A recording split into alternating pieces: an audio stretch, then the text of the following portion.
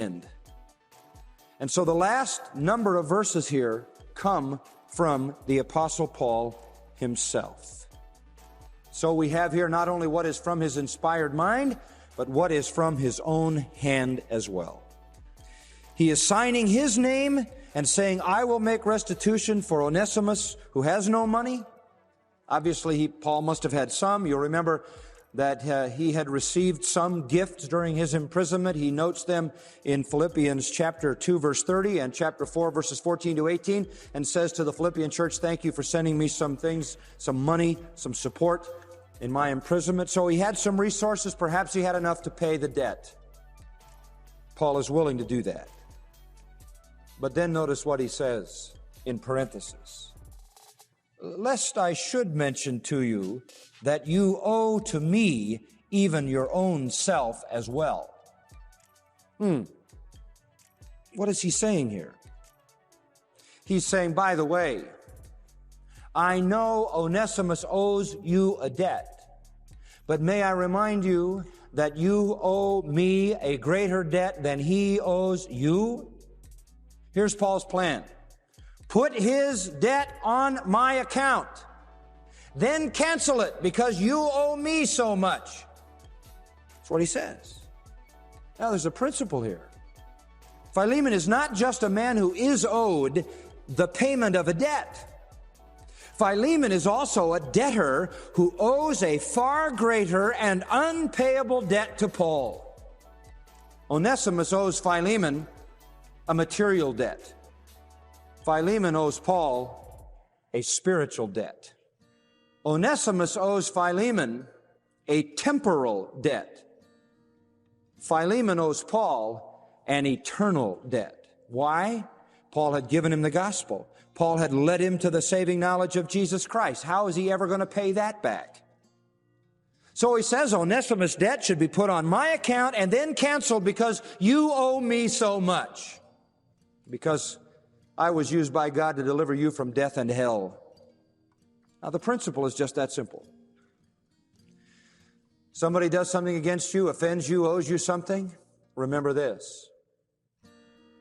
You owe such unpayable debts to others who have generously and graciously and faithfully and lovingly benefited you with the richest of spiritual blessings, and they don't demand payment, and neither could you pay it should they demand it. So can't you release the simple temporal financial debt or obligation of one who has only offended you in an earthly way? That's his point. Let me personalize it. I'm in debt to many people. I'm so deeply in debt to so many people for so much that I could never, ever come close to repaying it. I am in debt to my godly parents. I am in debt to my mother and father who led me to the knowledge of Jesus Christ. I am in debt to them for teaching me the Scriptures. I'm in debt to them for leading me into ministry. I'm in debt to them for supporting me and supplying my needs and educating me. I'm in debt to them for holding me to a disciplined life and making me spiritually accountable for my behavior. I could never repay my debt to my parents. I'm in debt to my wife for her friendship, for her love, for her support, for her wisdom, her input, her correction, her convictions. I'm in debt to her. I could never repay the spiritual debt that I owe Patricia. I'm in debt to my children for loving me, even in my weaknesses. I'm in debt to my children for their kindness, for their concern, for their care, for their father, for their dutiful response to the things that I ask of them. I'm in debt to friends. I'm in debt to a whole world of friends who have ministered to me graciously and beneficially. I am in debt to my teachers. I am in debt to men who have written books that have shaped my life and my thinking and my ministry. I'm in debt to my co-workers and co-pastors. I'm in debt to you as a congregation because you have so consistently given me your prayers and your wisdom and your fellowship. And you even paid my wages for many years. I am so deeply in debt to so many people for so much spiritual blessing that I could never repay. Never. And I am so in debt to so many that only God can pay them back. Only God. And God will have to repay them all by giving them an eternal reward for all that they have sacrificed for me, because I can never pay them back. Can I then, who owe so much to so many, not forgive someone who owes a simple earthly debt to me? See Paul's point? Since I have so many spiritual debts that I can never repay, can I not allow gladly some material debt to go unpaid and fully forgive the one who owes it?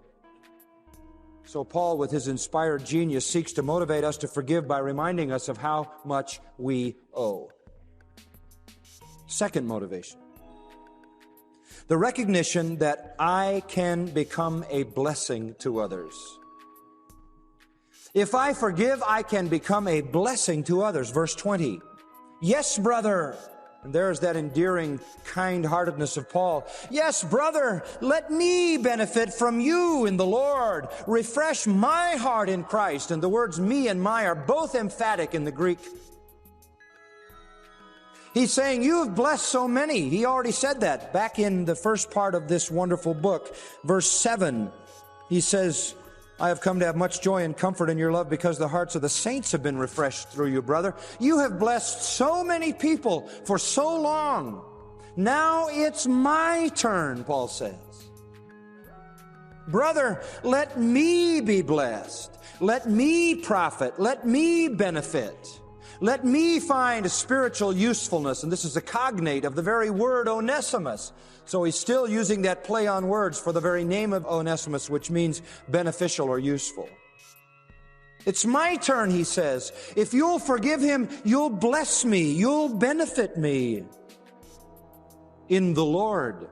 What does he mean by that? In the spiritual dimension, in the sphere of the spiritual. So let me benefit from you, from your action, from your act of forgiveness. Let me benefit from you receiving him, restoring him, and canceling his debt. That'll benefit me. How is it going to benefit Paul? Well, give him joy. Give him joy.